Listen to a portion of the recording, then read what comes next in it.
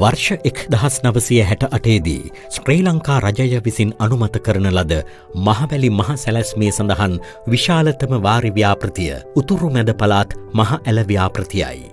උතුරු ප්‍රදේශයේ පැවැති යුද වාතාවරණය නිසා සහ මුරගහකන්ද හා කළුගඟ ජලාශ ඉදිකිරීම් ප්‍රමාද වීම නිසා මෙම ව්‍යාපෘතිය දශක 5ක් පමණ ප්‍රමාද විය.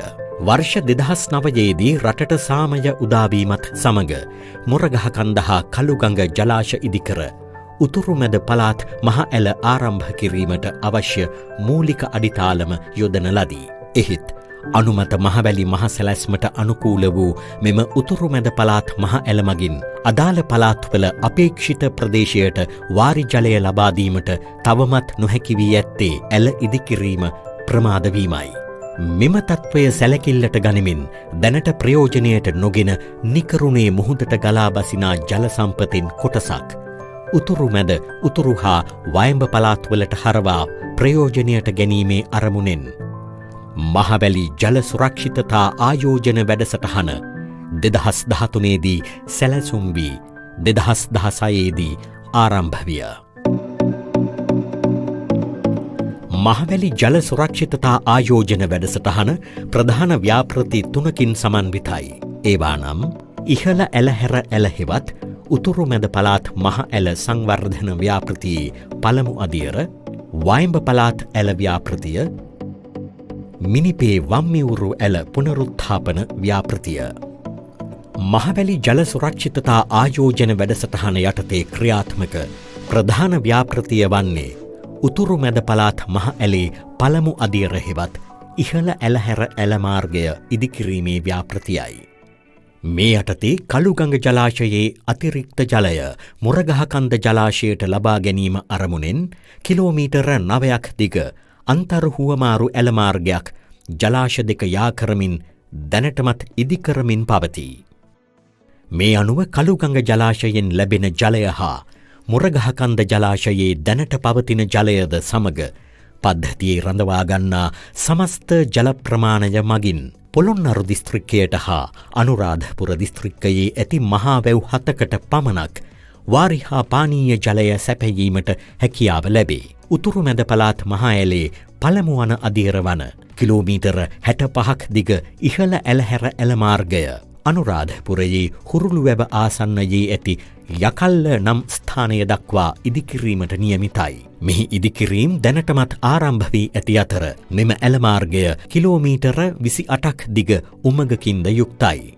මේ දිස්වන යකල්ල ජලය බෙදා හැරීමේ සන්ධිස්ථානයක් වන අතර ප්‍රධාන ඇල එහිදී අතුරු ඇල මාර්ග 3කට බෙදේ. දකුණු පසට ඉදිකිරීමට නියමිත කෙටි ඇල මාර්ගය හුරුළුවැව පෝෂණ කරයි. උතුරු දිසාවට ඇති අතුරු ඇල යෝජිත උතුරු මැද පළාත් මහ ඇලේ දෙවන අදියරට අයත් වෙයි.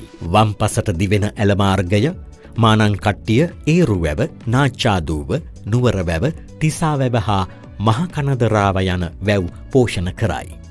මෙමගින් එම වැව් යටතේ කුඹුරු හෙක්ටයාර 12250කට වාරි ජලය ලබා දීම හා වාර්ෂිකව පානීය ජලය කියුබික් මීටර මිලියන 32ක් සැපයීමට යෝජිතයි. එමෙන්ම මෙම උතුරු මැද පළාත් මහ ඇලේ පළමු වන අදියර නිසා පවුල් 25000කට පමණ ප්‍රතිලාභ අත්වෙයි.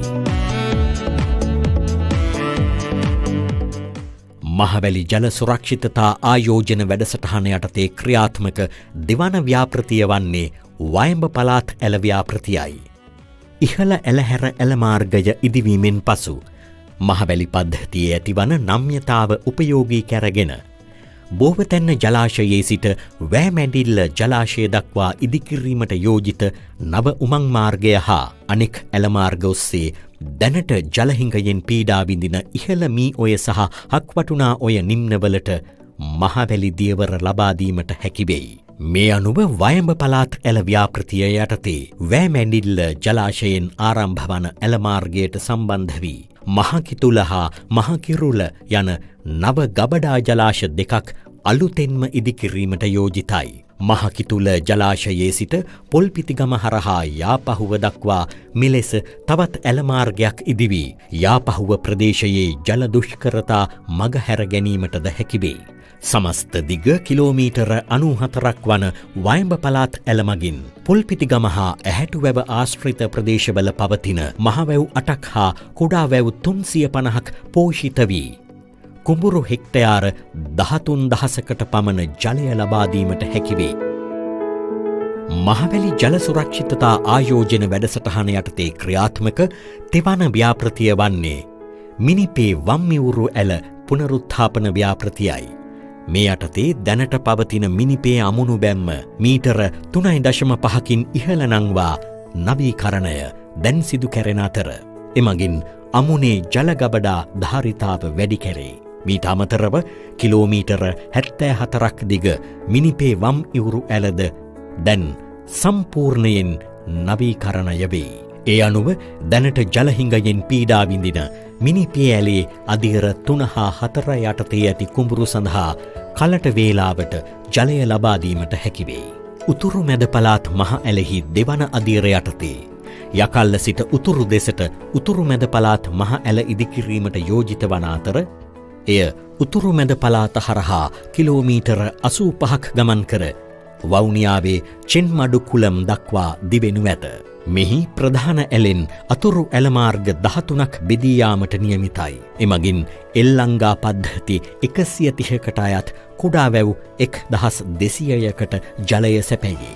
එමගින් කුඹුරු හෙක්ටයාර 43000ක් පමණ සංවර්ධනය වන අතරම පුරාණ එල්ලංගා පද්ධති වඩාත් කාර්යක්ෂමව වසර පුරා ක්‍රියාත්මක වනු ඇත. මීට අමතරව මෙම ප්‍රදේශයේ ඇති ප්‍රධාන වැව් යටතේ තවත් හෙක්ටයාර 18500කට පමණ ජලය සැපයෙනු ඇත. එසේම මෙම ප්‍රදේශයේ වෙසෙන පවුල් ලක්ෂයකට පමණ පිරිසුදු පානීය ජලය ලබා ගැනීමට ඉඩ සැලසී වකුගඩු රෝගවලින් පෙළෙන ජනතාවටද ඉමහත් සෙතක් සැලසෙයි.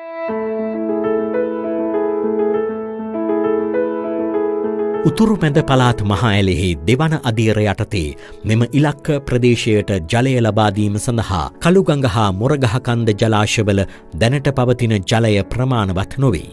ඒ නිසා අවශ්‍ය අමතර ජලය මහවැලි නිම්නයේ ඇති ජල මූලාශ්‍ර දෙකකින් ලබා ගැනීමට සැලසුම් කර තිබේ. මේ අනුව පහළ උමාඔය රන්දෙනිගල ජලාශය හසලක ඔය සහ හීන් ගඟ හරහා අවශ්‍ය ජල ප්‍රමාණය අධීර 3ක් යටතේ ලබා ගැනීමට සැලසුම් කර තිබේ. එහි පළමු පියවර ලෙස හීන් ගඟ හරහා ජලාශයක් ඉදිකර එහි අතිරික්ත ජලය උමං මාර්ගයකින් කළුගඟ ජලාශයටත් එහි දෙවන පියවර ලෙස හසලක ඔය හරහා කුඩා ජලාශයක් ඉදිකර එහි අතිරික්ත ජලය උමං මාර්ගයකින් හීන් ගඟ ජලාශයට ලබා ගැනීමටත් සැලසුම් කර තිබේ. පසුව පහළ උමා ඔය ජලාශය ඉදිවී එය මේ දිස්වන පරිදි උමං මාර්ගයකින් රන්දෙනිගල ජලාශයට සම්බන්ධ කැරේ.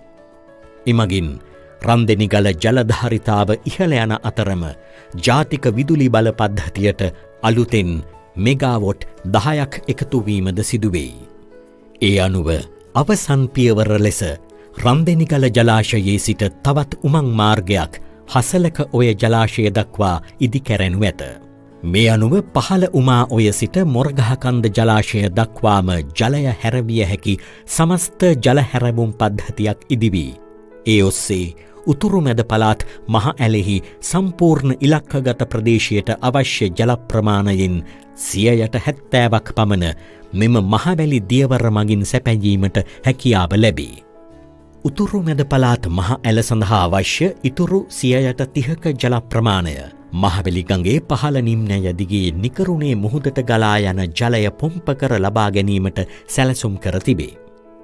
ඒ අනුව මේ දිස්වන ජනරංජන වැවට යාබදව ඉදිකිරීමට යෝජිත ජල පොම්පාගාරය මගින් ජලය අක්කර අඩි 2,20,000ක් පමණ පොම්ප කර කන්තලේ උක් වගාවට මෙන්ම කන්තලේ හා කවුඩුල්ල වී වගා බිම්වලටද ජලය ලබා දීමට සැලසුම් කර තිබේ. එයට සමගාමීව මොරගහකන්ද ජලාශයෙන් ඊට සමාන ජල ප්‍රමාණයක් උතුරු මැද ඇලට ලබා දීමට හැකියාව ලැබේ.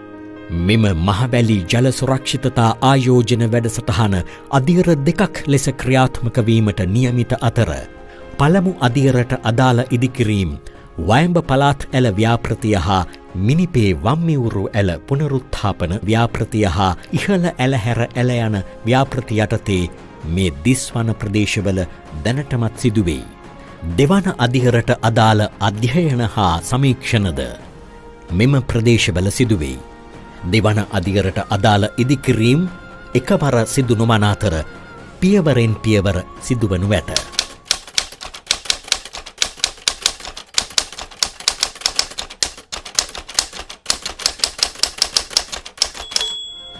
අන්තර්ජාතිකව පිළිගත් පාරිසරික හා සමාජීය ප්‍රමිතිවලට අනුකූලව මෙම සියලු ඉදිකිරීම් සිදුවෙයි.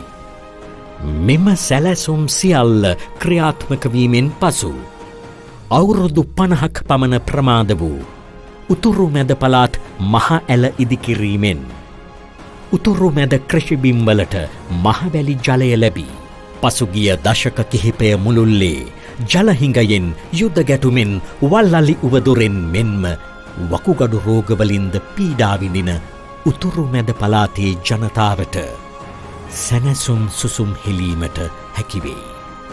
වියලි කෘෂිබිම්ද යළි පිපිදෙනු ඇත.